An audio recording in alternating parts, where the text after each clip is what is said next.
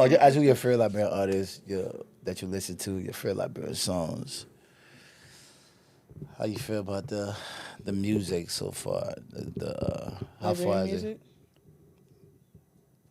How far you want to go? Do you have an email? Let me see if it. Why not just be the thing? You think you do email that right now? Okay. Let me turn off the lock.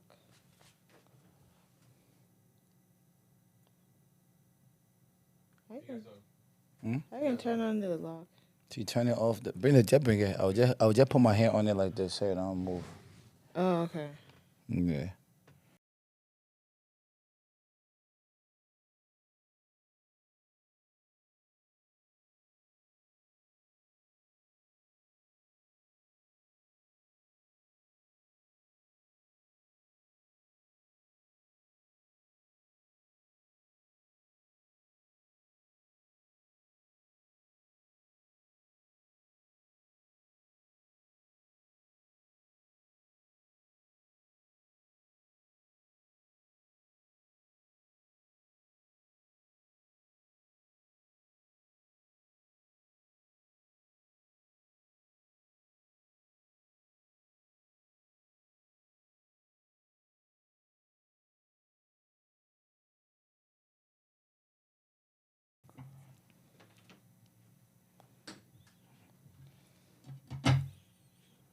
Okay. So, how you doing today? You get I'm doing good. doing good. Yeah. So I was just thinking about it, right? You know how we got all the new Liberian artists them out there, good sounds. People say the music is evolving. Like, who your favorite Liberian artist right now? Like that you listen to the most? I would say I listen to Jay Z the most. Like Jay Z, no? So Yes. give me top three songs of Jay Z. No? The Game.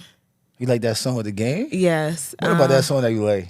I just like it. I think he has a great artistic sound. I think it's clean. I think it's inclusive.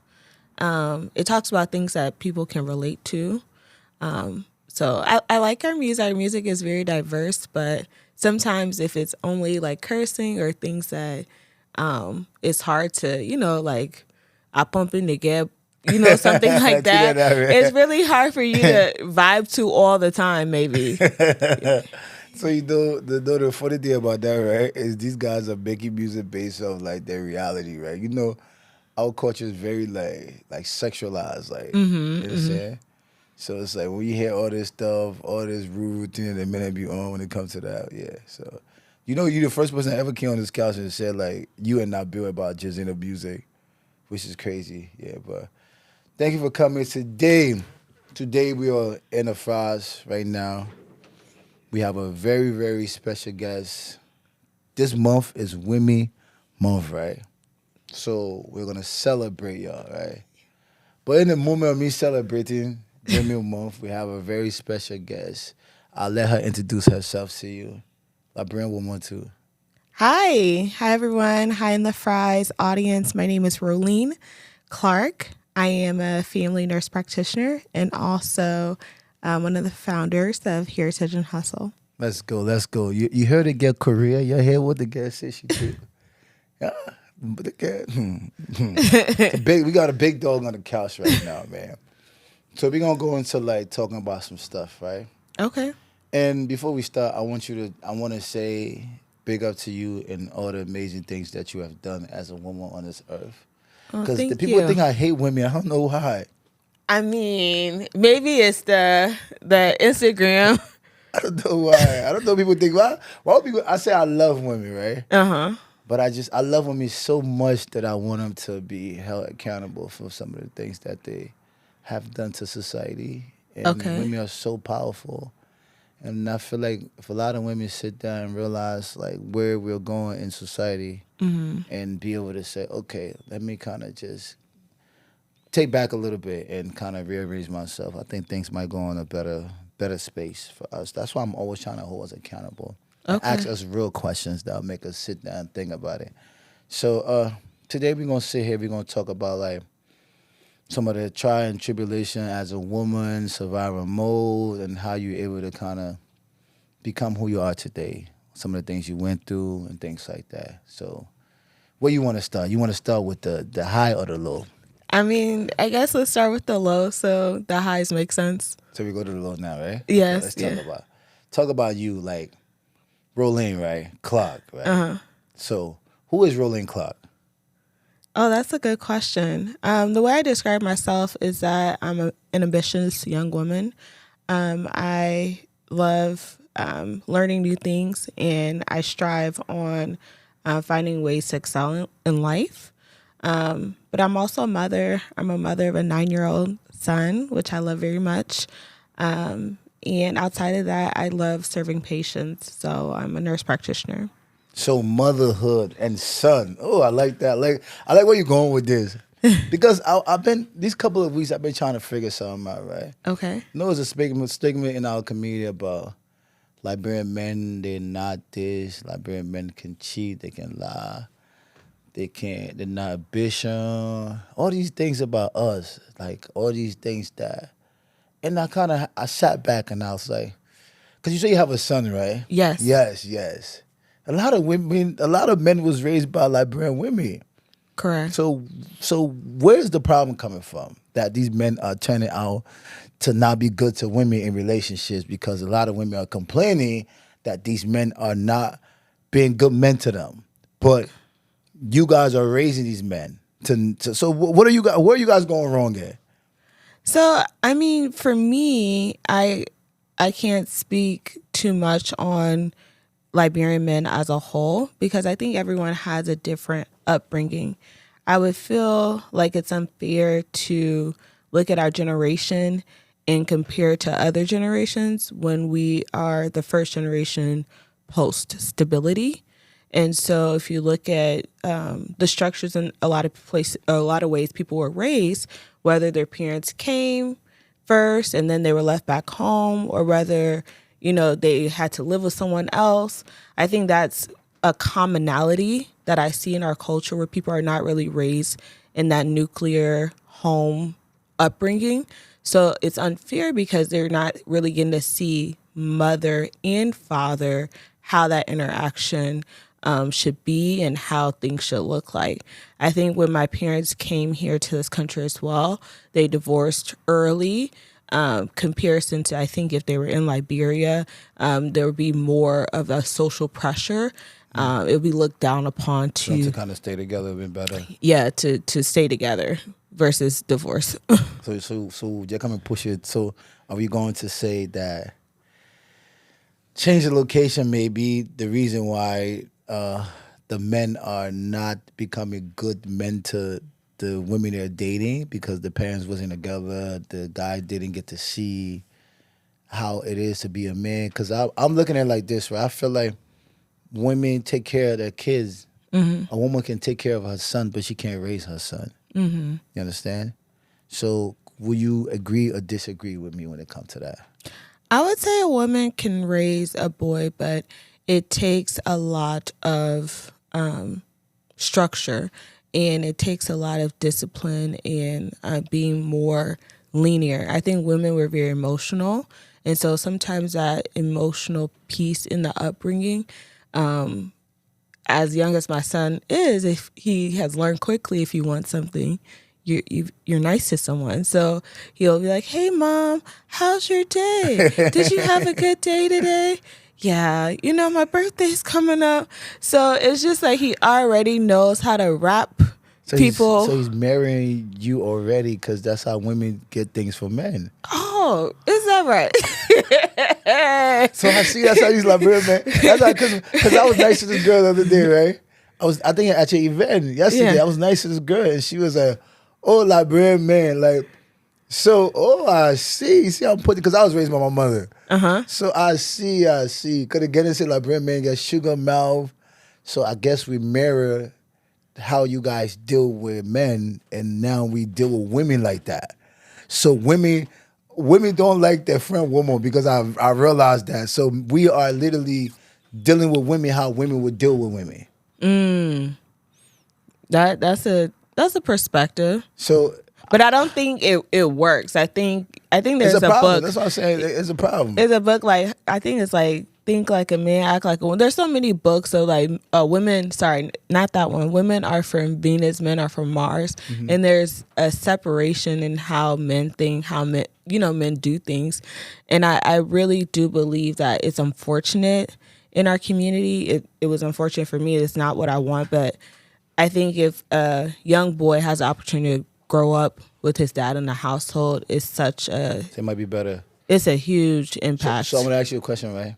So you think because a lot of these things are happening from people not being in the same mind frame, right? Like they're not they're not working out. It's okay for people to break up. It's not a crime, right? So you feel like when a man and woman together and they break up, do you think like the woman should give the son to the father to live with? What do you think about that? So I look at it in a way. What you think would be right? It's not about how you look at it. What do you think would be right? I think there's a time frame. I think that if a young boy was raised by his dad, at any point in his life, it'll be great. But I think that early on nurturing phase comes from a woman. And so the nurturing goes from what age to what age? I would say by the time a child is hitting the preteen age, that's the most ideal time. So you think he should get to his dad when he's in the teens, not like when he turned like 9, 10 years old, because they start to like become them, like they create their self around that age of like 8, 9, 10, around that age. At the time they can start finding themselves. That is true. That is true. I mean, ideally, in a great or perfect world, right? We shouldn't have to choose. You gotta have the best of both worlds, right? And I think in our community, it's really sad that we have to kind of make these tough decisions, because I don't think the kids deserve that. So every time I see a baby shower, I'm not gonna lie to you. Every time I see a baby shower, and I know like the people haven't really took time to like invest in knowing themselves or knowing if they're like a good fit for each other, it's always like, dang. If anytime my friend tells me like, oh, I think, we just gonna have a baby. I say, no. That's such a misconception. People think having a baby is just like, oh, I could take care of the baby. I have the financial means. I have the time. I love kids. It's like, good for you. But if you have the patience, the endurance, like... To deal with the other partner, right? To deal with the other partner and raise a child healthy, and to deal with the child when the child's having some challenges in life. So it takes, equal load. And I think a lot of times women enter the mindset like, I'm going to have a child, and if the man cannot provide, I think I'll still be strong. I'll take care of my kid. Yeah, I still got child support. I still got this. I still got that. Like, honestly, child support, all that don't mean nothing. So right now, I'm kind of understanding in the way where you kind of see that's a problem. Correct. Yes. That now, and I feel like, so you as a woman, right? You being able to go from... Coming from, you was born in, where was you born? Liberia. Mm-hmm. How old were you when you came to America? I was 4, turning 5. 4 or 5, turning 5. So we left 1996 war. 96. Oh, so you're in that's what, April 6th war, Yeah, right? April 6th war, yep. Because my birthday is the 22nd, so I remember we went to Ghana, and then we came shortly after my birthday to the States. So do you remember some of the things that, I don't think you remember things when you was 5, 6, did you? A little bit. I remember, I think when I was younger, it was more of a like big reality of just remembering like the guns and, trying to get on the ship, and people like trying to get on the ship and jumping and like falling in the water, because we were going into a cargo ship. So you guys, how long the ship was on the water for? No, when people are trying to get on, and like all the refugees are running towards the cargo ship, and so some people couldn't make it. Dang. So you're on the boat and you're seeing people trying to get on the ship, and then you're seeing people kind of die, bullets passing, and the ship's like, oh, okay, we gotta go. Whoever on the ship, whoever down the ship. So that was really hard. I think 4th of July happened right around after that, so that was really scary as a little girl, hearing fireworks and thinking, the bullets are coming. It's trauma, right? Then every night, I don't know about your family, or whoever family, but watching BBC News every night and seeing, the killings, how people are dying. That was an integral part of our evenings, watching the war. So it's just kind of like a reoccurring. So how was you able to kind of get through all that trauma? Like, cause like that's something we don't really talk about in our community, like trauma. Mm-hmm. And I feel like a lot of us has been through. Cause for me, what I remember as a kid, cause like during the wartime, I remember like a dead person laying down with a hand tied behind their back. Cause now that's one of the things I remember. And my mom having me on her back and all these crazy things. We never really get to talk about it in our community, and I feel like we just moving. When things happen, we just move. We just coping with it all type of different ways. Have you ever figured out how to really deal with that yet? Like being able to go through things as a kid.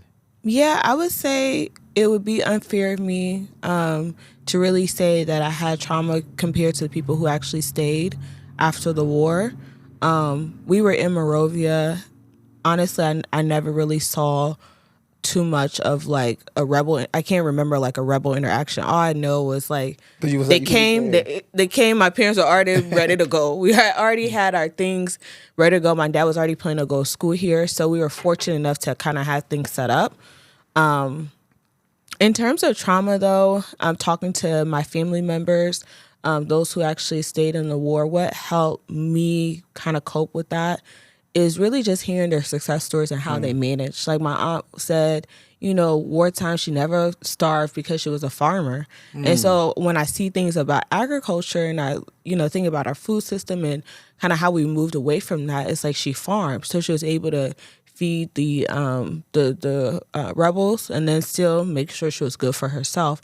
And because she had that leverage point, she wasn't really impacted. So knowing how she, use her talents to overcome that adversity and maintain her safety, I thought that was really cool. That'd be so crazy for me when I think people always say, "Oh, you're hungry in Liberia." How can you be hungry in Liberia? But let's take a little quick commercial break right now. So, the best way to send money to anywhere in Africa, Liberia, Ghana, Nigeria, tap send, right? So go to your store right now, your Apple store or your Android store. Or you can even go on the internet, go on your wherever, your computer, whatever, put in tap send. Okay. Cheapest way. I know you like to save money. When I say cheapest way, if I'm lying to you, if you go on there right now and then you also get $10 for free when you send your first $20 transaction. So to Liberia. So you saving money, you saving $10, and you also saving a lot of money by using Tap. So make sure you use Tap. And let me get back to this guest right now. She's giving you a free gin. You can't be in Liberia, you say you're hungry. No. Because anything important I saw is coming up. Mm-hmm. So let's get to you, right? Let's get to you, right? So you came to America when you was like 5, right? Mm-hmm. Where did you guys live when you guys came to America? You guys transitioned there? We transitioned to Indiana. My father was a Methodist pastor at the time. Oh, you a pastor daughter? Yeah, so it's so funny. It was pressure, right? Yeah, so I know a few. That's how I know a few of the other PKs. They were all part of the Methodist conference. Our fathers were. So J. Ennis, Bishop Ennis was the bishop at the time. So you're pastor cheering. We're all pastor cheering. Reverend Plato, his son, is also a PK. So that's kind of how we all randomly kind of knew each other because our parents. So how was it growing up in a home as a young woman, as a pastor daughter? Like, how was it like? Oh, it was confusing. Because Saturday night we're having, when you get out of wartime, I guess our parents achieving success, they were like enjoyment, So I remember we used to have the VCRs or video recorders. They'll be recording the party, and then Sunday will be in church. And what kind of party you recorded? I don't know, the judge used to have party. Every time you have cable TV, it was party. This one party. They went to the farm, got goat meat party. So I grew up in an environment where it was a big sense of community when I was younger. And then on Sunday we had the church over, and then we had Sunday dinner. So it was just, to me, it was confusing. So you was raised by your mother and your father, right? For the most of my life until I was about 8 or 9, and then they divorced. So you stay with your mom or you stay with your dad? I stayed with my mom, but I initially wanted to stay with my dad. I have an older sister, and so at that time we were kind of raised together and we're close in age, and so I didn't want to be by myself in the house. So you stay. Yeah, So you but stay with your mother. So it was like, so that's the thing, right? That when it comes to like family, right? Because I was on TikTok the other day. We was talking, and I was talking to some girls who was having this conversation about like who we feel like for who to raise who. I was saying it's good for women to raise a woman and a man to raise a man. So what would you think would have been if you was raised by your dad? Like how you feel like that would have been like structure? That you wanted to go there because you come and get sport, right? That's why because Oma will know all your tricks. no, I don't think that. I think that my dad was very generous and he was very loving, and he was the one where like when he got me my first computer back in the day when the big old like Mac computer came out, and he would get me like new CDs to play like computer games and stuff like that. So he always welcomed my birthday with like a cake and it wake me up in the morning. So those are like the moments. And unfortunately, my mom, she was really working really hard, and she was working to sustain sustain. She was working for you to survive, and the other people were just giving you things to make you happy. So I did at the time. I didn't get that, but you don't understand that. But I feel like my dad had my dad had a good job too, because I think at the time my mom, she was a nurse, but then she had to become a CNA, so that's why she was hustling harder. Where my dad had a degree, like he had a master's in the U.S., so it was easier for him to at some point, get more money. So your mother was a nurse. So yes. Is that how you got your inspiration to be who you are today? Are you like how did you get there? How did you get to be in the field you're in right now? By force, by fire. It was one of those situations. If you're going to college, you need to become a nurse, and that was. Oh, so hold on. Hold on. Break. So hold on. So hold on. Say, was your decision? No, it wasn't my decision. Actually, when I went to do college tours, I was trying to like convince my mom to put me into like tech and engineering. And anyone who knows me knows I still enjoy tech a lot. I still like logistics. So I look at problems, how things are broken, and then try to fix the systems. And that's what an engineer does. So I still think that way. But unfortunately, I'm like in this career. So now I'm trying to transition and figure out, healthcare, tech, how does that look like? So I think that's kind of my next pathway. So your mother drove you into that path because she understood it. She understood like the things that came with and the benefits and things like that. So was it like she was trying to look out for you?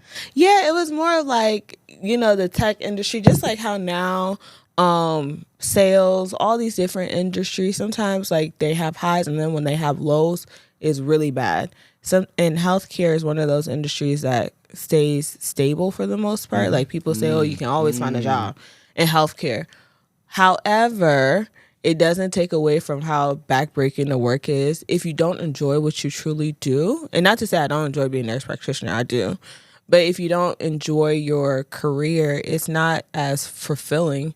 So I think that's one of the things that I would like to see change in our community, in all African communities. And I think it's starting, but parents really investing in what the child is talented in. So what age you feel like a parent should allow a child to start to make decisions? Because it's like because a child don't really know nothing. Like the child is observing all kind of things around them, and they maybe put themselves in a bad space where they might take something that's not good for them. So what age you think parents should start listening to their kids, or what age you start listening to, you're going to start listening to your son about decision making? What age? I mean, I listen to my son about decision making all the time. Like, I really wanted my son to be athletic. And like when he was younger, we were pushing like, let's do track. It was really fast. But then as he got older, he wasn't as athletic, So if he's like, oh, mom, I want to do golf and soccer and I don't want to do football, I don't force him to do football. So it's just allowing the child to make the decisions in their interest. And then also supplementing. So he doesn't like reading, writing, that's not his talent. So we just focus on that. But math, he's good at. So I let him, do math. And naturally, when he picks his career, he's going to pick something that he feels comfortable in, but we just got to support him along the way, the areas that he's not strong in, so he's more well-rounded. That make a lot of sense. So what are some of the things you want like young Liberian women, right, that are going through like struggle to try to find themselves? Like, what are some of the things you have done to put yourself in the position that you are right now? Yeah, so for Liberian women and all women, I think what I want women to focus on is to allow yourself to define your own success. I think often we allow like our barriers or what's around us to define our success. And I mean, a personal story for me, I survived domestic violence. I've survived a lot of traumatic experiences in my life, through relationships, dating, and we don't have all the answers. There's no one here that's perfect. But if you do try and you focus on that, you will succeed eventually. And when I was in school, what really touched me was that like going through school and just not really having the financial resources, but seeing like my faculty or other people just look out and say, hey, you know, I really admire your story. And we try to find money to support your education, shows me like if other people believe in me, like I don't have no choice to not believe in myself, except to believe in myself. So I would say when you're going through moments of adversity, the worst thing you could do is stay stagnant. You should be so hungry for success. Like you should be so hungry. That should be your motivator. Like for me, and it's a bad habit, but if I go through like a breakup or something bad, I'm trying to figure out what I can do to challenge myself to like move ahead. You know what I mean? Like you want each show see the man that the ex can build it. Be like, yeah, I lost something. Right? Yeah, man. Every time I read Pac, when he first walked in my house, he was like, wow, you want to think about it again? I'm like, yeah, you gonna make him, yeah. I'm like, why would I think about that again? Make him understand like he made a mistake, right? Not even make a mistake, but it's just like the worst thing you can do to yourself as a woman is like stay down. Let yourself go. Yeah, like why would you stay down? Like you're only hurting yourself. So, you know, whatever you got to do to like level up, you level up. And if the love is really there and things work out, no one says you can't go back to your partner or you can't work things out or you can't, you know, make it for yourself. But the worst thing you can do is take that energy to kind of go south. Yeah, that you could achieve it. I just had to learn that. Like I used to cry, be researching things on like, I'm pretty sure we all did this before. Researching Instagram, how they find it pressing, how they did this, you trying to find all the dots. What do you mean how they find, like what? You're just trying to figure out how how things happen. Like sometimes us women, we think we're like this perfect gem that nothing bad is ever going to happen to us. And then you're living in this like glass house, and then to add, if your dad was like really, really present in your life, you just think like life is supposed to be perfect. You graduate school, you do what you're supposed to do, you get your ring, you live in your house. That was my life. It was like walking just like that for me. But then then reality, when it shatters, you could be the best woman ever, but what is not for you, it's just not for you. And I think if you're okay with looking at the other person and having that grace for yourself and saying like, that's not a bad person. I'm not a bad, but the person it's not a good match. I like to go out. That person likes to sit down at home. You know, it's just not a good match. I like to, you know, read books, and that person is not engaged in that type of conversation. So, I mean, if you're actually focused, and that's the hard part about us, right? In the community, if we're not focused on actually getting to know the person we're dating, we're focused on the feelings, emotions, the gifts, the physical connection, and not actually getting to know the individual as a person. And if you like that person. So it's all about like you kind of getting to know that individual and understanding if you guys are aligned together. That's one of the key factor of getting in a relationship. Right, because someone could be a good person, just not a good person for you. So that don't mean I'm gonna go say, oh, the man on this, the man just wasn't good for you, my sister. There wasn't that alignment. Yeah, it wasn't good for you. So when it comes to that part, right, about man woman business, right, it's like I think it's like one of the hardest thing ever, like relationship, like being able to be with somebody else, because I can't think what you're thinking. like you might be thinking something, I'm thinking something else, and we both think we on the same page. It's never possible. So it's just being able to compromise and things like that. I feel like that's the key to relationship. So being a young Liberian woman, right? That you have this great company because we just left your event yesterday. It was very amazing. One of the best, Oh, thank well you. put together summits that I've been to. Because you guys started on time. You laughing? Don't worry, I got you. Nah, you guys did a great job. You guys did an amazing job with the speakers you had on the panel. You had people of value that can give information. You had young people in the building because you had the whole like best of both worlds. Right. Young people, old people, everybody all together over there. So what gave you courage to start something like that? That kind of movement that you got going on right now. Yeah, I think it's twofold. When I was in school, a lot of times I would hear at like different war ceremonies, you're standing on someone's shoulders. And I think often we forget that sometimes where you are in life is not because of your skills or qualifications, is, whose shoulders are you able to stand on to help push you to that space.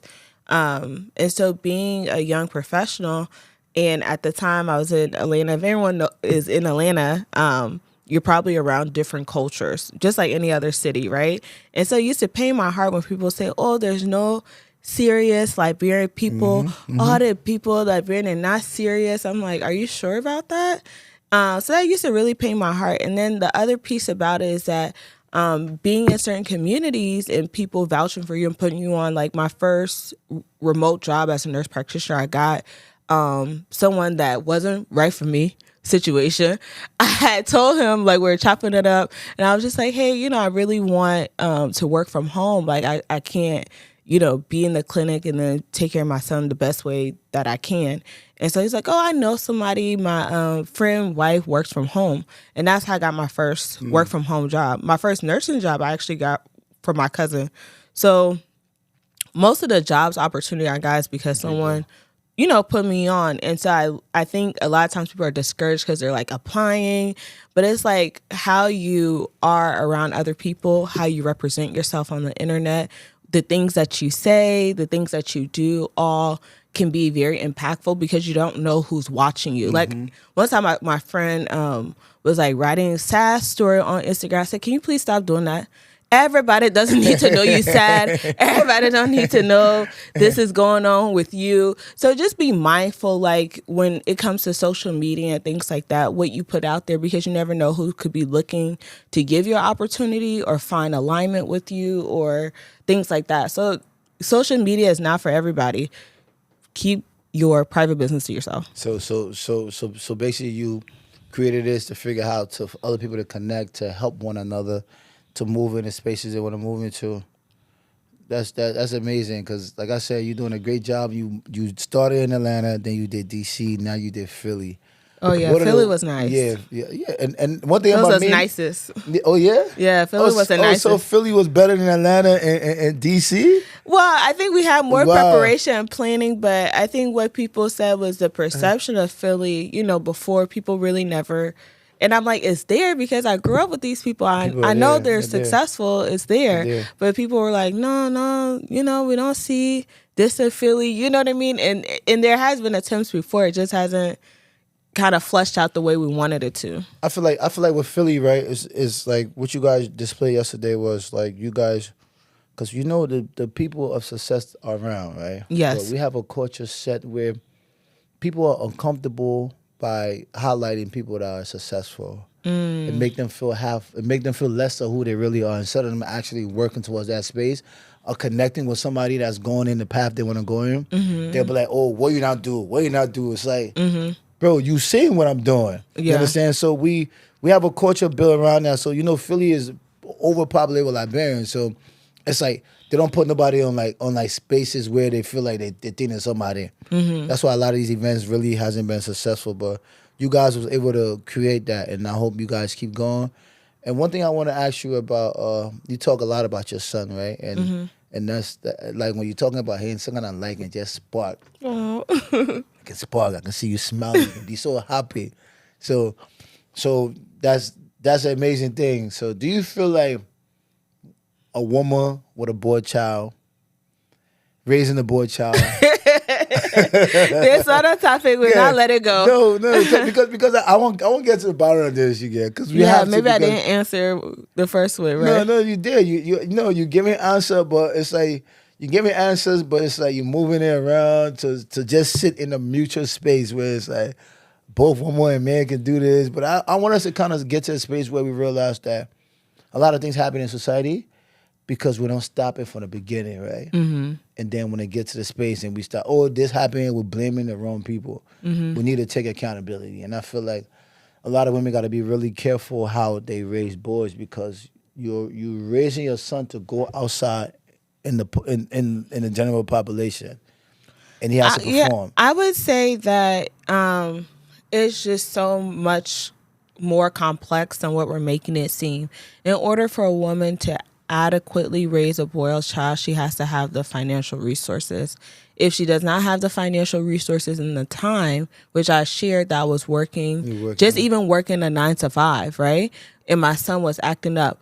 But I was in a pod with other women, Caucasian, Indian, other women who are going through the same thing. Like they went through a divorce. Unfortunately, they're working, they have a babysitter, and then the boy is acting up or the boy is doing something else. So I don't think it's only just about raising, having the ability, but often sometimes it may be the man has more flexibility or able to be present. So it's about who has the flexibility, basically. Yes. You don't think it's about like having that, like if I talk to my son, he's gonna kind of rearrange himself due to his mom talking to him, and he's just kind of understanding like, okay, let me just make my mom happy.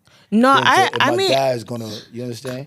I agree though. I think that part too is important, but then we also have seen like the flip side, because I've tried like seeing, okay, let me see if my son can spend like a year with his dad and see what's going to happen. You did that before? Yeah, I tried that, but it was just like the outcomes were not always the best. Or even sometimes extended summers when he's having the same, behavior issues and stuff, it doesn't give me confidence because I'm like, okay, he's with you and you're calling me.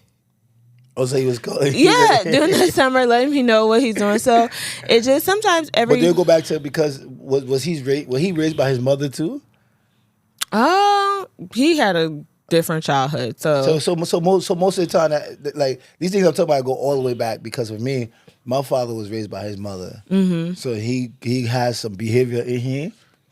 That's not the best. That didn't sit well with my oma, and then me I raised with my oma. Now I haven't behavior with women there that don't sit well with women there. Yeah. Because I think I'm dealing with women there how women would deal with women. You understand? Like, because you know how women are. Like you guys can't stand one another.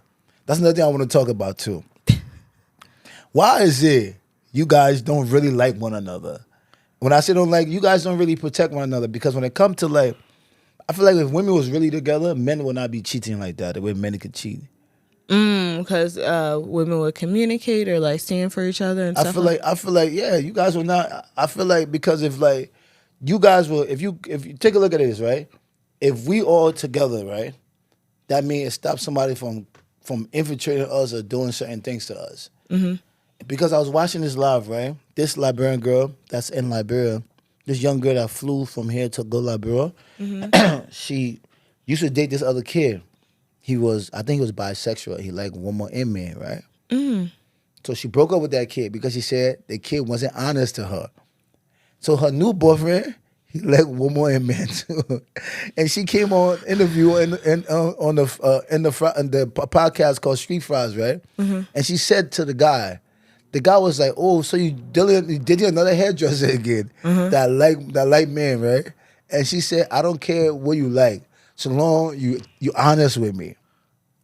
Okay. So she okay with the boy liking man, but so long he told her that he liked man, she's okay with that. So I feel like the rules change. Like you guys do like what you do based off your personal feelings. It's not like because we all one. If our man with us, we can only date men that like women. We're not gonna date men that like men too. You understand? So like what is it with that? With y'all, like when it comes to like how you guys just move the goalpost based off of how you guys feel. I feel like you guys leave it open for people to operate with y'all, and they wouldn't want to operate with y'all. again, I think all these conversations, I can't really relate to that particular story. That's not me. But I think a lot of these situations and stories, I used to think, and let me correct myself, I used to think, like, sometimes I look at my friends who have close relationships with their moms. I'm like, probably, if more women had close relationship with their moms, had more discussions, more this, more that, then they would be raised in a way where they would understand, the relationships, how to navigate, how to just be a better woman. They will learn from their mother's mistakes. But what I found in this generation, across, I have friends from different nations. I don't think it's a Liberian problem. I think because we highlight it so much, it appears like a Liberian problem, but it's a problem in most societies, most, cultures or ethnicities. Well, like what problem? Like relationships and all these different things, like man-woman business? I think that the relationships, knowing yourself, knowing how to set boundaries, knowing how to, the courtesies of being a man, showing decent respect, all those things come from a broken home structure. And so the more stable home structures we have, and fortunately we are the generation who's going to see that change. And maybe I'm wrong, but I feel like our generation, I'm speaking from the people in our 30s who predominantly have broken home structure, we see a lot more of the nonsense versus the newer generation that's coming up who, even if we had certain situations that didn't work out, we still were able to keep some type of co-parenting situation for those kids. And I'm seeing the Gen Zs of Liberians more focused, more ambitious. I may be wrong. So you feel like the new generation is going to help the family structure, basically, or help the narrative of the poor behavior from the Liberian. So I think I heard was you married before? I was engaged, but not married. Yeah. Engaged. So I want to ask you a question, right? Why do women? Because a lot of women that I've came across, I've met.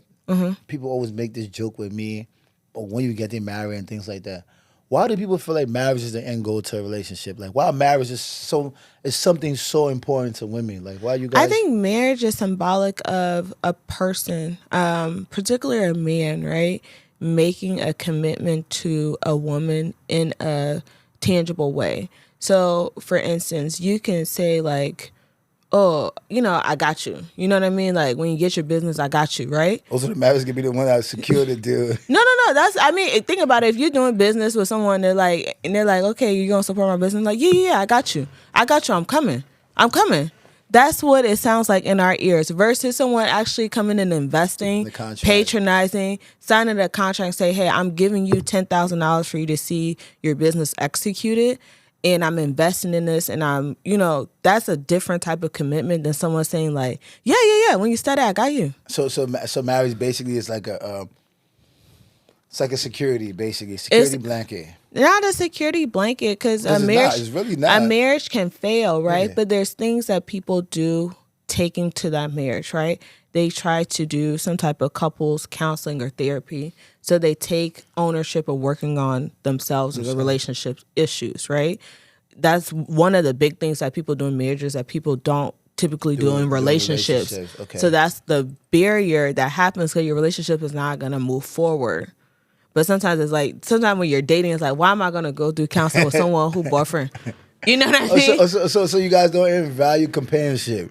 I don't say you value companionship. I'm saying some of those things are not maybe discussed or incorporated in a relationship. Yeah, because I seen a lot of people get married, right?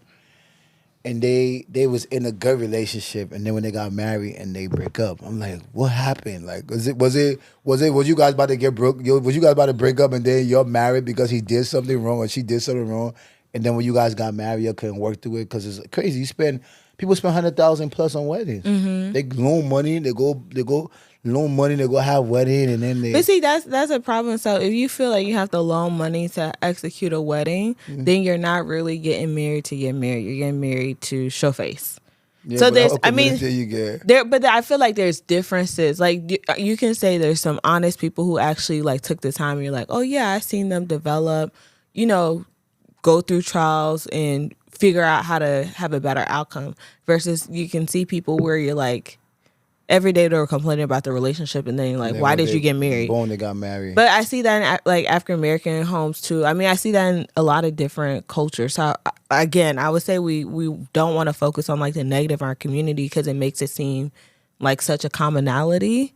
Then we're not thinking positively or feeling encouraged. So don't you think it's a key for us to kind of like touch on these things so we can stop these things from happening, like to be a reason to, because I feel like in order to fix something, you have to touch on the problem, right? Mm-hmm. For the problem to be fixed. I feel like we just let things just fly and just let people just operate however they want to operate in our community. I feel like another thing too, I want to ask you about our community, right? Have you, when last you been in Liberia? Oh, wow. The last time I've been is 2019. 2019? Mm-hmm. 19? Do you have any kind of, are you guys planning on doing anything in Liberia anytime soon? Heritage and Hustle? You guys money? Because I think we talk about a few projects. What's going on with you and the diaspora people? Because I think you kind of have a relationship with them too, right? Yeah, I think the overall outcome in terms of establishing relationships with people who have office or people who have the social structure is to make them aware of the young diaspora professionals that are here and the impact that we're making here. And I think collectively, when we use our collective talents and go back home, I think we can drive a larger impact because we actually have the data to show that we do these things. We're not just talk. Like a lot of our, things that we execute is not just based on hypothetical talk. It's like we're actually doing it. And if you listen to like different podcasts, they just talk about, oh, if we should do this in Liberia, we should do that in Liberia. But you never see them come together and figure out logistically how to do that. Never did nothing before. Yeah. So I was speaking to a young guy. He said that since USAID grant had closed, young Liberian business owners are having a struggle on finding resources. I think from what I've seen just on social media and like LinkedIn, Orange is really trying to increase technology and tech and give people the skills. The challenge is Orange, right? The company Orange. The company Orange. They have a data digital center. So they're doing some major things there and teaching people how to code, how to do all these things. The problem what people are saying is that they don't have jobs. So I'm like, well, why don't you guys sign up for Fiverr? They're like, oh, a lot of us women had data to do Fiverr. So it's like, okay, so now we have to figure out logistically where is the breakdown, right? So the crazy thing about that conversation, right, is the company that's making it so hard for the people to get data based off of the way they structure their business, right? Right. It's the same people that say they come and provide the help.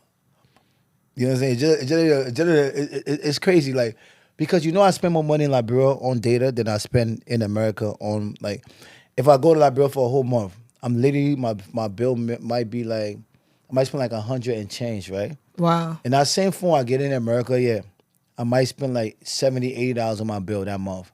And the NNSP gonna be more in America. Everything gonna be more in America. See? So it's like, how are you trying to help us and you also not helping us? I think that's a fair point, but the thing is, we haven't really, what I've learned about a lot of the organizations and things like that, we haven't really posed a question in a way that challenges them in a way that they're going to receive.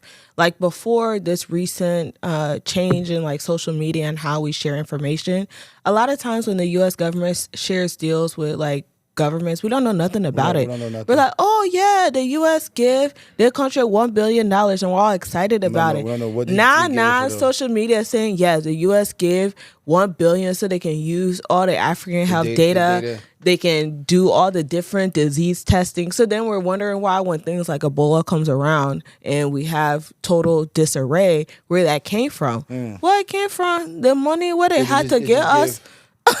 The research to take us out of wartime to start with X, Y, and Z. So I'm pretty sure we can track that down. So that's a real good conversation, right? But it's funny is that when you find out that information, nobody do anything about it. It's like we just found out that the people didn't give money to collect all the data. Okay, people talked about it and everybody what's happening next? What are we gonna do to prevent that? What are we gonna do to make sure that money is going into the right places? I was on the phone before I got here with one of my friend. He works in like the the the the business side of the health field, right? Administration side.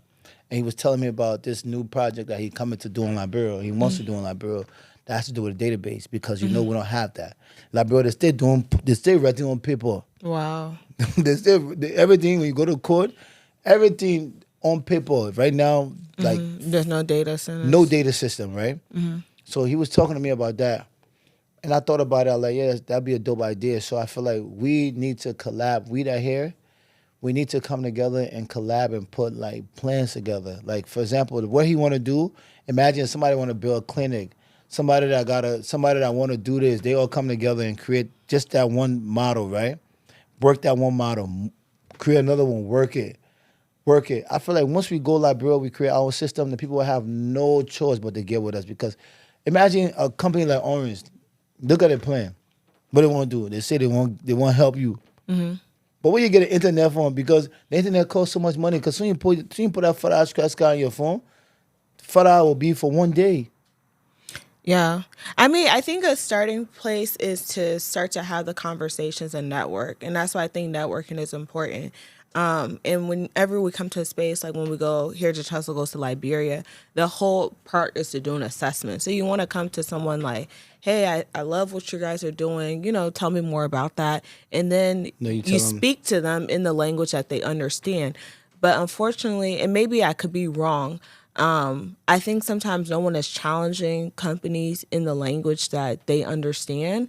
And so they're like, these people are stupid. They don't know what they're talking about. They don't know how to really, what are you going to do about it? You know what I mean? Yeah, that's what I'm saying. So that's it's like, the government is like, okay, we need this $1 billion for healthcare, but, this is the cost.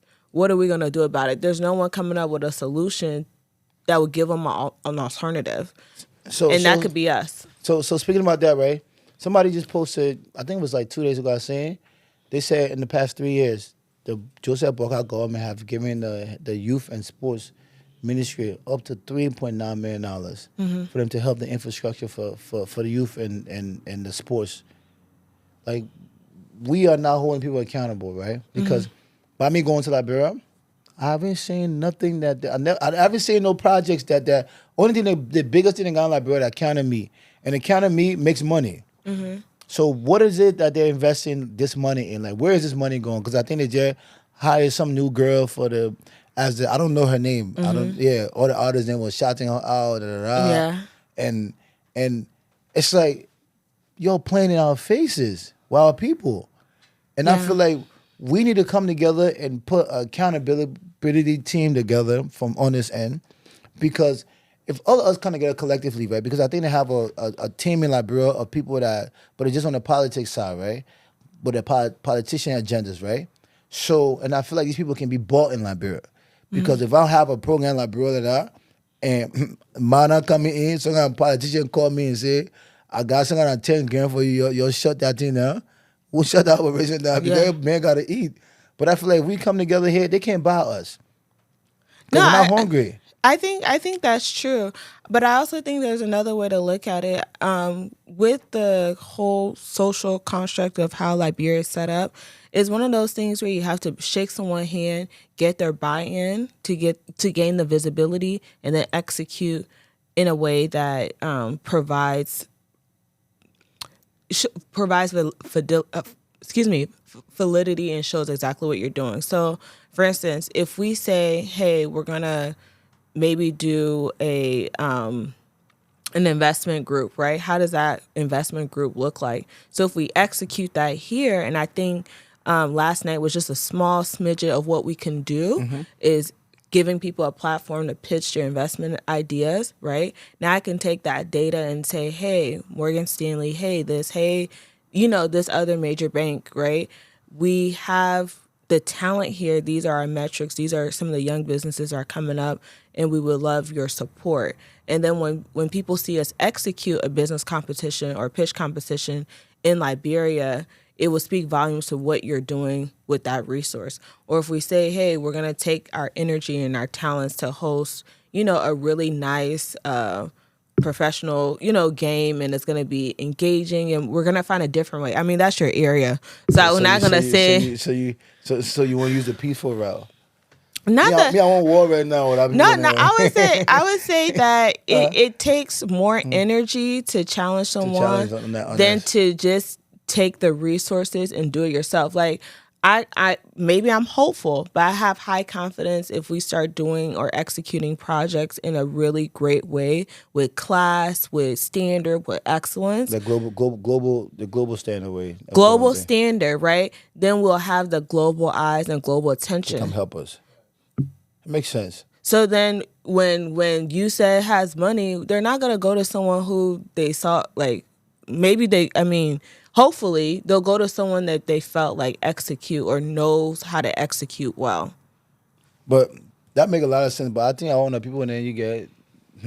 Because they don't have it for themselves, right? Yeah, they don't. They're getting it from someone. Yes. So why are you fighting with someone who don't have it for themselves? Someone just create for the person. Yeah, I was even telling my other friend, Firestone has a community impact grant.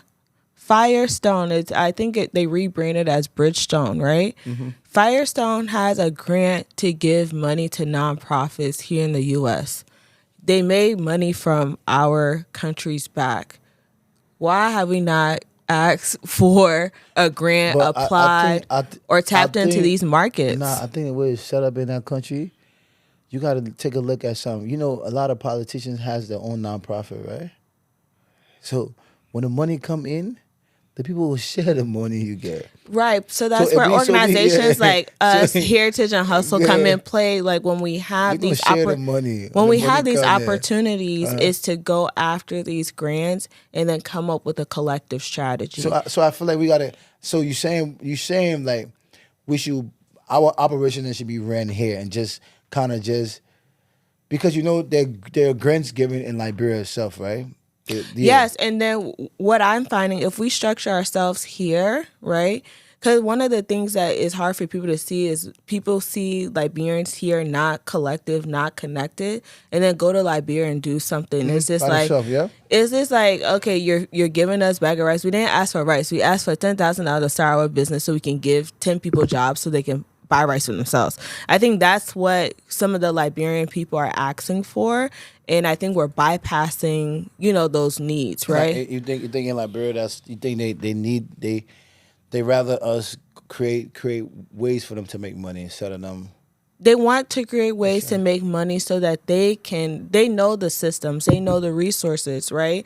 They have the ability to connect with the people and employ the people in a way that we may not, right? And then in the same token, we have things that we need to do here. I'm pretty sure if you want to develop a website, you need a software engineer. So we have an opportunity to give someone a job. We just needed that pipeline. So that's why I'm even excited about Kadu. I want to see if that could be a new pipeline that can kind of take over what Fiverr is doing.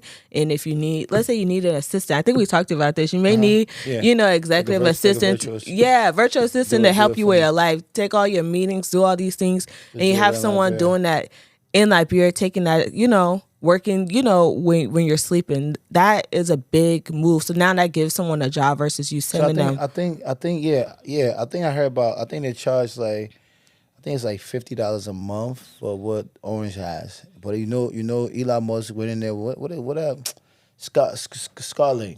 Oh, Starlink. They got Starlink in Liberia. Yeah. So a lot of companies was using Starlink. That's when Orange came now. But whatever they got, that fiber they got. Because they're not coming they're coming to compete.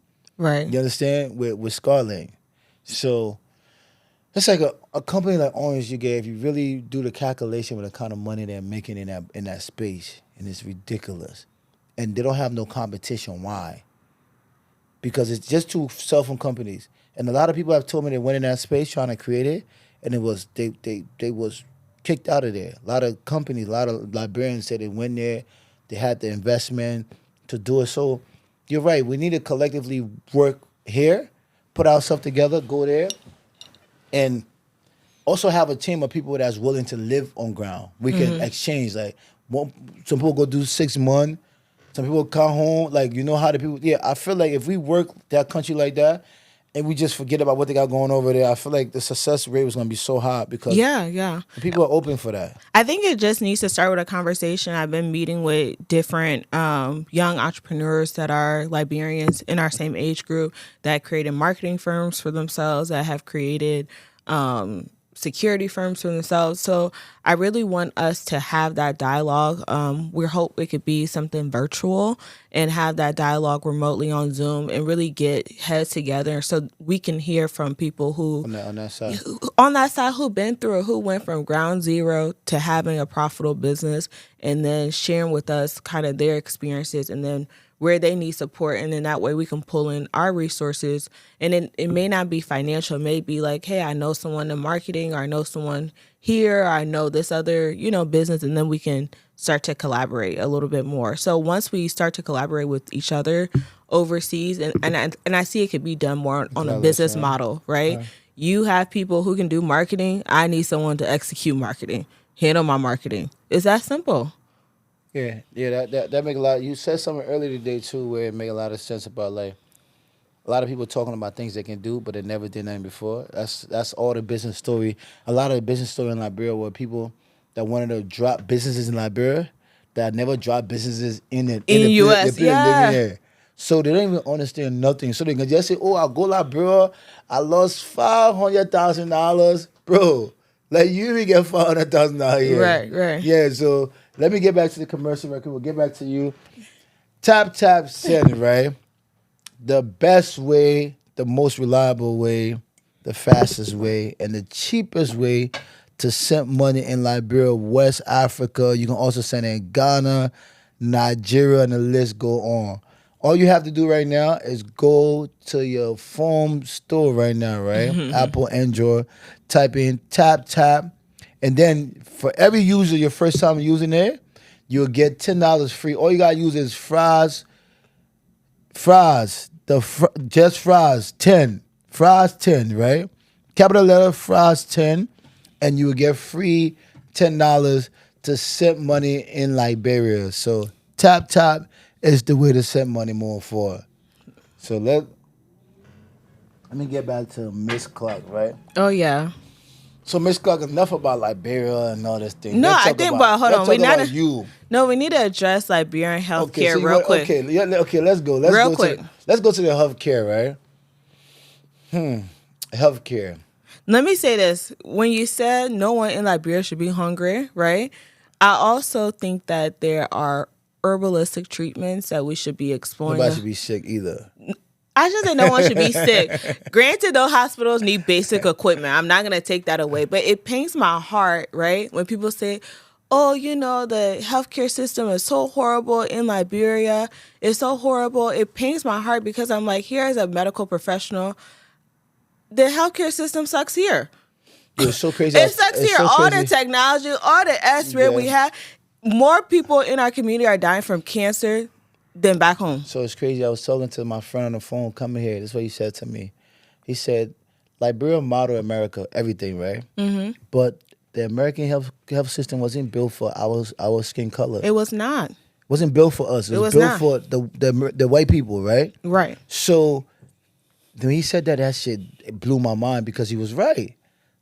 So if you're using something in a country to model, because he said to me, like, certain tests that, like something about a kidney. Yeah, your kidney If test. your kidney reads 7, right, as a black person, and a white person kidney reads 7, they would treat that white person because they know you as a black person. They say we more stronger genetically. Mm-hmm. So they would think that white person needs help ASAP, but they would think you have a little bit more time. But some of the time, by the time they make up their mind, you about to die because they didn't take time. They didn't treat you according to the idea of what they think the science thing when it comes to I want to buy it. Yeah. So basically, we using models in our country.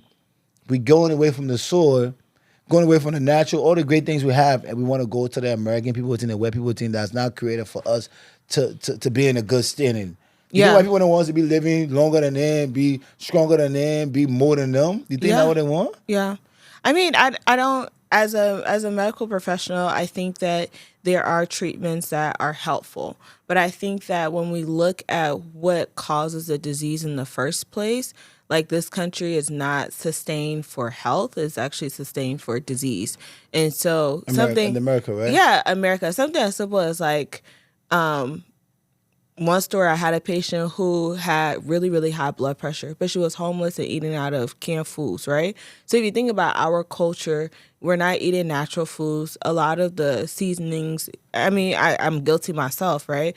Have processed, have chemicals. We don't know what those chemicals are. We just know it tastes The good. chicken soup and stuff like The that, chicken right? soup, right? And then when we think about how all the different like the processing in like the McDonald's, the snacks, all the chemicals that we eat on a day-to-day basis, right? We would eat way less chemicals if we're in Liberia. So no one knows how those chemicals are impacting our cell structure, and that's how we're seeing more cancers, more diseases, right? Even something as simple as most of the time we go back home, don't you feel less stress? Don't your Yeah. body Yeah, when I get feel home, less yeah, anxious? I feel so good when I over there. Yeah, Either. you feel chill, right? And when I came back after 2019, I felt like the weight of the world went back on my shoulder. And then you're like, you're so used to coping with it, you don't even know how it's Yeah. affecting your body Unless you leave it. internally. So I know there's a lot of suffering in Liberia. I'm not going to take that away, right? But I think that people really miss the amount of physical stress that comes from working double. Someone hanging $5 extra over your head. Then you taking all your time, all your good years of your life working. You know how that work, hindering your body. You know what I mean? And then we take that money, we don't even invest it to like say, okay, we're gonna work hard for like 6 months and then chill.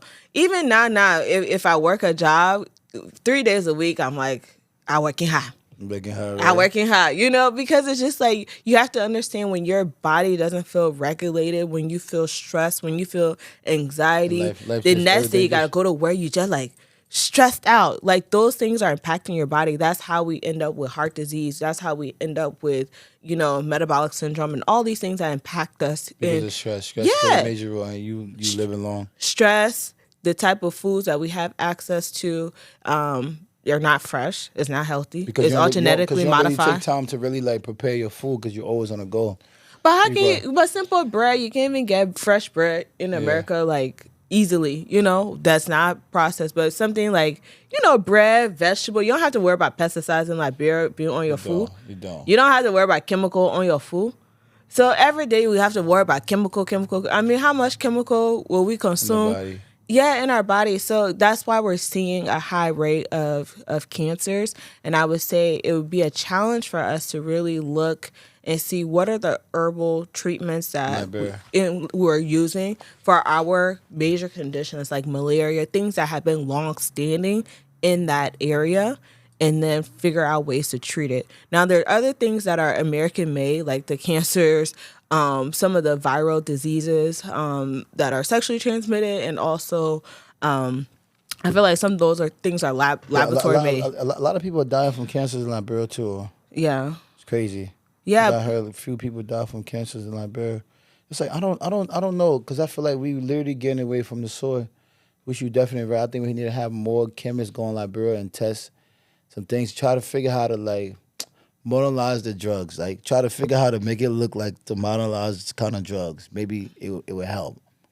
You feel me? I think that's true, but I think Like the tea, make it into the tea instead of people just boiling the leaf.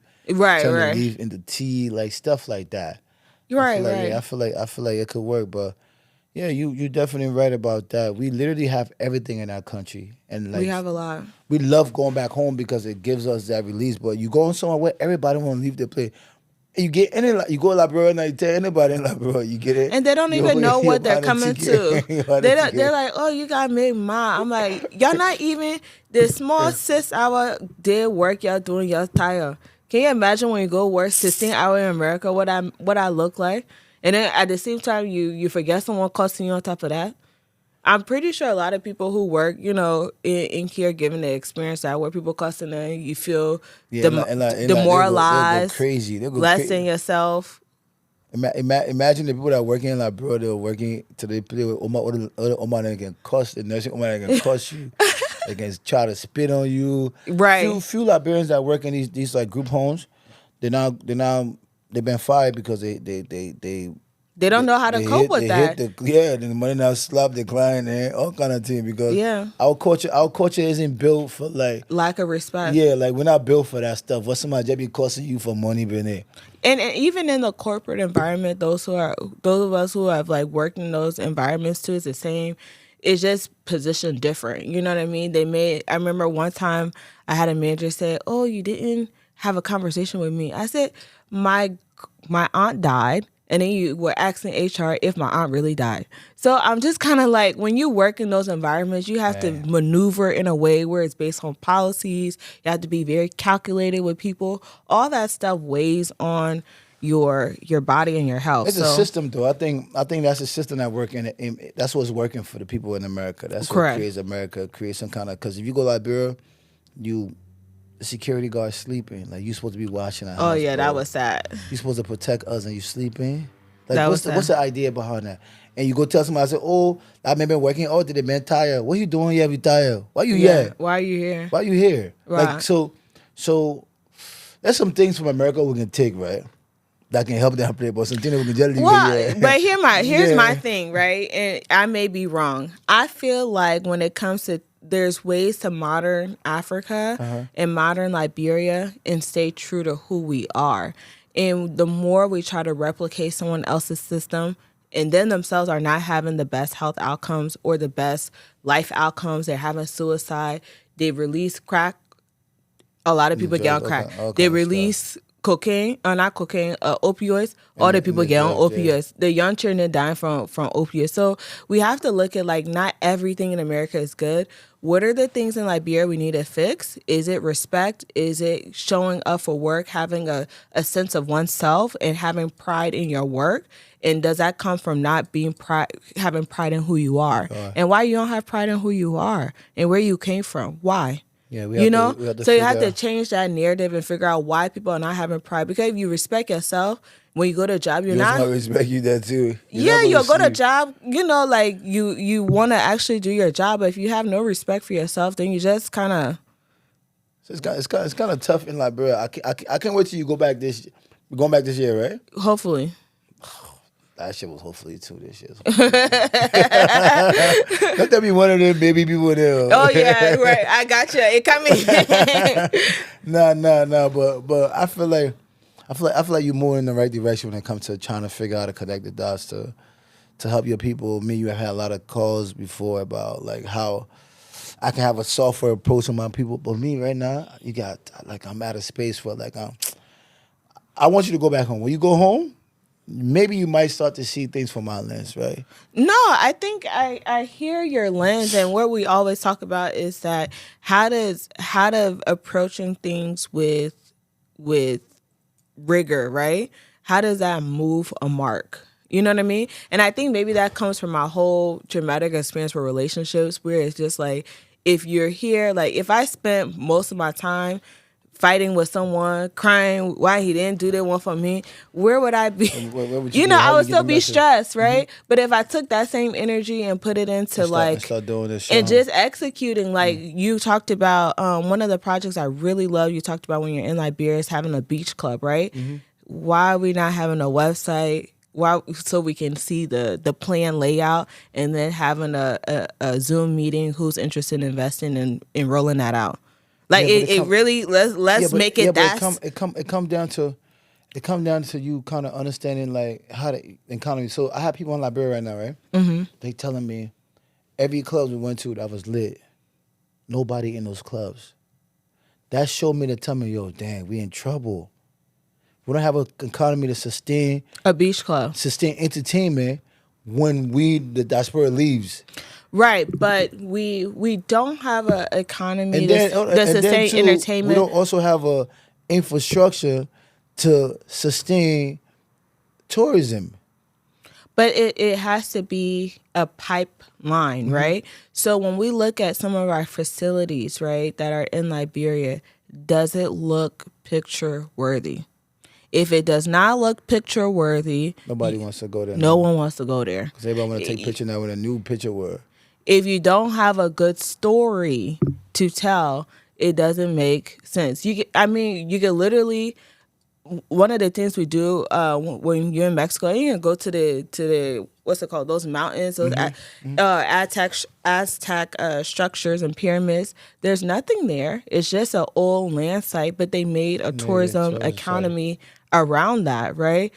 Connecting, speaking about their culture, things like that. I'm pretty sure there's an old tribal land site that we can make something, of a culture. But it starts with, like you said, the groundwork, right? The groundwork is roads. The groundwork is data, right? To capture that. They did. Internet is a very important part. Like we gotta. So it's now having those conversations. Yeah. So if we start with the issues in the infrastructure, then we work on building on top of that versus building the end product with the infrastructure being broken. You can't build a beach club when there's no accessible road to go there. There's no accessible road to go there, and then also you can't build like a beach club that you gotta maintain it, and then the people they're gonna use it for November, December, January. But it's repositioning. I think a lot of what I've seen Ghana do, right, and I think we can take away from that. They have a shea butter museum. What's so much like that? That's a wellness exhibition. When last you been to Ghana? I haven't. You gotta go. When you go to Ghana, you just forget. But I think you just said that. You know what Ghana have done? Ghana. No, let's forget about Ghana. Right. Let's not compare. Ghanaians. Mm-hmm. You know who the real problem is? The whole Liberia conversation. Who you think it is? Liberians. No, us. That Kenya. We never go back home to go fix that place. Oh, okay. You understand? Ghanaians come here. Other nations come here. They go back home and they fix their place. They build. Everybody building. So that creates like a space when people come, they see nice things. Mm-hmm. People love being around nice things. I was in Ghana. I seen her Oma. I think she probably, white Oma, she probably like in her 80s. She's not retired from America. I asked her, what are you doing here? She said, I just moved here. I've been here for 6 months now. Oh, Living in that place. You get it? Yeah. The people have created, you go Ghana, you think in America. Yeah. I tell you, yeah. So let's just forget about places that Ghana we're talking about. No, but I think that can happen. I think that like it can happen. I know it can happen. For me, we gotta start making it happen. There's kind of like I do try to invest where I can, and I think I'm hopeful that we can figure out better pipelines. I think Akiba Investment Group just has something in Atlanta that we partner with them to talk about real estate and different investment opportunities. So I think once that investment is when we start to structure ourselves better, then it will make sense. Because we have to see outcome. We have to make sure it makes sense. We have to be on the same page. No, but the key about us, I feel like our investment at Liberian got to understand is our presence on that land. That's the first investment because whatever project you got to maintain it, right? Mm-hmm. Maintenance is the key. Somebody that don't know how to do, somebody that never seen something before, they don't understand how to maintain it. Right. So we want to create all these projects that gonna just make us stay here in America and just watch it grow in Liberia. So we got to get to a space where because when we start going home, our children then will start wanting to go home. Mm-hmm. And then because they got to come to us, they got to be with us. We can't make it Liberia where we see it as a retirement place, right? Because that's how our place is being ran, right? Right. When what else you can do for that place? Yeah, nothing. You just going to absorb everything that have already been created. We don't even have enough there. Mm-hmm. You're going to take away from the poor people that think they get there for themselves. Mm-hmm. So we got to find ourselves in that land before anything move forward. So I feel like that's where we are missing Liberians. We're not understanding the importance of being in Liberia. Come here, work, build yourself, get information, and go take it down there and create that place and build that place. So I think we can. And again, always the big part about infrastructure because December, as you know, a lot like I wanted to go to Liberia, and I think a lot of people do, but I don't understand why. Like in 2019, the tickets were like I think I got a ticket for like around $750, $900. Because I don't think it was like a big thing. Like now tickets are like $2,500. Even if you buy it early, it's like $1,400. You do it right now, it'd be like $1,200, $1,400, $1,500 max. So maybe I have to look into it. Yeah, because I just be feeling like the tickets have increased exponentially. Yeah, it definitely is. I really think you need. I think we need to start planning this trip early ahead of time. Like you want to go to Liberia at the end of the year, buy a ticket January, February, March, around that time. So, do you have any project coming up? Like, what's some of the new projects you have coming up? Yeah. I think for now the projects that we have coming up is I talked to about a little about having a Zoom conference or just a quick connect with local entrepreneurs in Liberia, and then also connecting the dots for people that are here that are in business or entrepreneurship as well. That's one of the projects we want to see executed with Heritage and Hustle. And then the next one, the diaspora conference is coming in DC. When are they doing it this year? It's in September. It's in September, right? Yeah, I think it's in September. Last year was in DC. So if it's somewhere, in the US, I want to see how we can get more young Liberians on some of those panels, maybe having some intentional workshops. What month is this? What? March, right? March. So they just playing that secret before they release it. What's it? We don't even know. So hopefully we'll know. And then it's so right. Yeah, I mean, if things work out with Liberia, hopefully we can have something in December. But yeah, shout out to Cool Out though. Shout out to her, man. We'll just table it to them. Yeah, working a little bit. But like I said, man, big up to you for everything you are doing for the culture, and it's crazy. I never thought I would be sitting down with a clock. He read it now. He read it now. Shout out to the clock, man. Shout out to the clock. One shot for the clock. My beginning Liberia said one shot. Yeah. Shout out to the clock, man. Yeah. Yes. Yeah. But nice talking to you, man. And I say I'm very proud of you for that event you put together yesterday. It was amazing and brought some amazing people together. And I hope that, because I'm in this chat with some people in them too that's working on some projects, and we're going to try to see how we can put you in there until we all can work. It's a lot of, some big dogs there. Yeah, they may not kind of area, but they may not kind of to make sense. So that's what we got to come together to do as Liberians. And figure out how that makes sense and what's going on. Sense, you got. Yeah. So shout out to you. Are you excited about the LEA too? You going to be there? Yeah, I'm excited. I love kind of what's going on with the LEA this year. I think there's a lot of changes that are for the better, just more structure. And so I'm excited to see what they'll put together. I know you're going to be killing that red carpet, right? What you wearing? You know what you wearing? Ooh, I am not a dresser. So we'll see if someone has any stylist or knows how to design dresses or outfits, please reach out to me. Yep. So let everybody know where they can find you, social media, email, website, whatever you want to give to them to be able to contact you, because I feel like a lot of young women, a lot of old men too, you need to get with it, together. Because they will keep talking about young. Some of the old men need to put that together. They do this shit.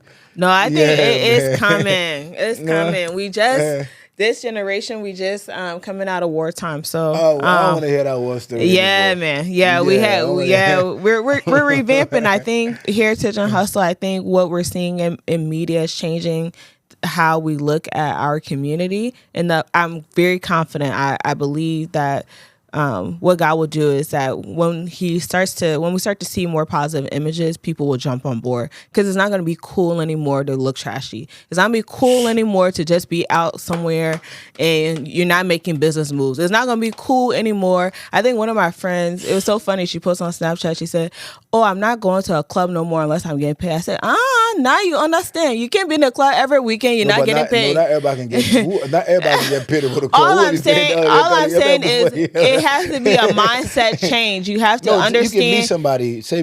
At least you go to meet somebody important people in the club. No, but it's a mindset change. It's understanding that you have value and making sure that you're marketing your value, whatever that looks like for you. You know. So I want to ask you one more question about a very important woman in our society, Liberian history, Mana Ellie Seddon Johnson. What is your outlook on her, and what are some of the things you would like to say about her to the world and things like that? What do you think about her? Your honest thought about her. I was also, if you don't have too much to say. No, You don't need to say nothing. nothing. Nice to say that. All right. No, Okay. I mean, what I've observed is that from the post-war execution, I think the things that she did was great, right? And I'll be transparent. I don't understand too well. I would have to do my research on her involvement, during the war, right?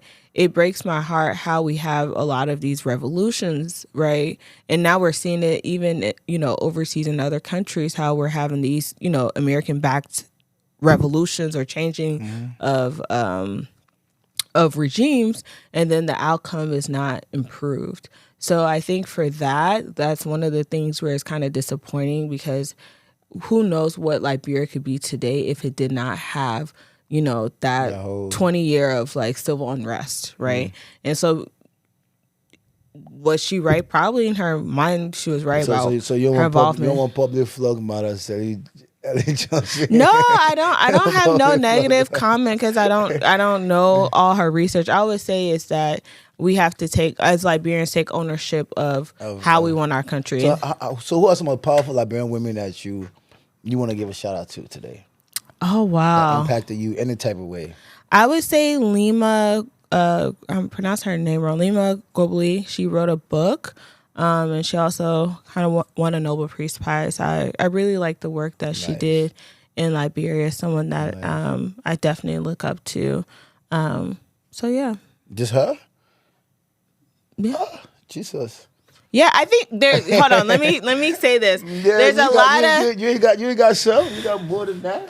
There's a lot of great Liberian women.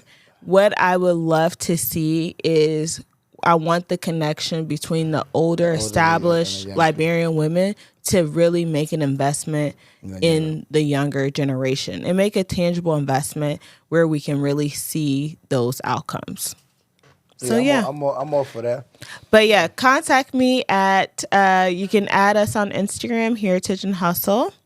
You can also reach out to us if you have any collaboration ideas. We love to hear, and then figure out how we can have alignment at contact@heritageandhustle.com. And it was nice meeting you guys. Thank you. They still bluffing me to come to Puerto Rico to headline my networking event, but it's okay. Okay, raise your hand. I want everyone today to go in JBiz DMs and say that if Morovia Express was held as a cultural explosion, maybe sometime in the summer, just now on July 26th, put in his DMs if you'll go. Know what you're thinking. Yeah.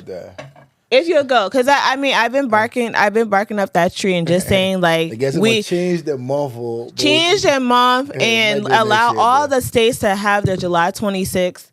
And then have it be like a exclusive excursion weekend where Liberians can connect. We'll have different activations. What I envision is we'll have the Liberian women collective doing some type of women's brunch, yoga, where the girls can get cute, and celebrate each other. We'll have a whole festival with all the artists. You'll be there. Then we'll have the night event. We'll have, the club, we'll have a good time. But I feel like this year is we'll have a cultural thing. Switch, I think maybe next year we talk. Yeah, next year. Yeah, but you're supposed to include me. Bacardi Factory right there. I want to send it to you. We could have went to Bacardi Factory, did some liquor testing, really like expand, see how to make always come back to. We can always go back to these places. But I feel like what we're gonna do. That's what I want. Yeah, what we're gonna do. I think we need a weekend. We need a cultural we can do that next. Exploration. I think next year we can get into our roots. More next year. Maybe this year is too late. This year we're already in Puerto Rico, full more beaches. Vibe, and this year, but next year we'll work. Next year, we're connected because Liberians came from all over, right? The Caribbeans, the Americas, and all that. So why can't Morovia Express be a relation to that? Have the component of enjoyment, but also have the component of understand the cultural history, the roots, and where other people have come from. What makes us just recognition of our pride and who we are. That's a good idea. See. All right, thank you for coming. Shout out to you. So, make sure you follow, subscribe, and we don't want to keep telling you that to you. Because y'all won't be watching our show. And but see y'all come to me say y'all watch that show and subscribe to that show yet. we were fun. We had a jet black girl from watching our No, show. no, Man. he was. Now, shout out to everybody, man, that support the podcast, man. Shout out to everybody who came outside last night to support my sister. And like I said, we're going to keep pushing this needle and Liberia to the world. We're going to keep putting Liberia on a global stage. Yes. Is it Monrovia Express? Not Monrovia Express. In the Fries taking off. In the Fries are taking off, doing a tour. Yeah, doing a tour. Yeah. So y'all need to welcome people when they come to your city when they're going on a tour. Coming to a city near you. All of y'all that get all that beat muff, you want to talk. When y'all see, I'm talking this, yo, can't talk that day. Yeah. I want to talk that day in the audience. So we have a interaction with the audience. I think right now we have Philly, Delaware, Minnesota, New York, DC. I really want to. I'll be tuning in. My favorite city. I really want to be tuned in to see Minnesota. You come Minnesota? I'm tuned in to see Minnesota. Who will talk in the audience? Who will say what? I think gonna say right. Yeah, but there's some power players in Minnesota. Yeah, man. Yeah, I know. I feel like the moment we get to connect the sound people with the Christian people in the community, sky's the limit for the Liberian culture. Yeah. Yeah, but man. Nice talking to you, man. Thank you for having me. Hope you have a safe trip back home. Shout out to you for flying down, coming and talking with us. All right, love. Bye. See how easy it was? Yeah, really tough. You really brought up Monrovia. You see how easy it was? Yeah, you really brought up Monrovia.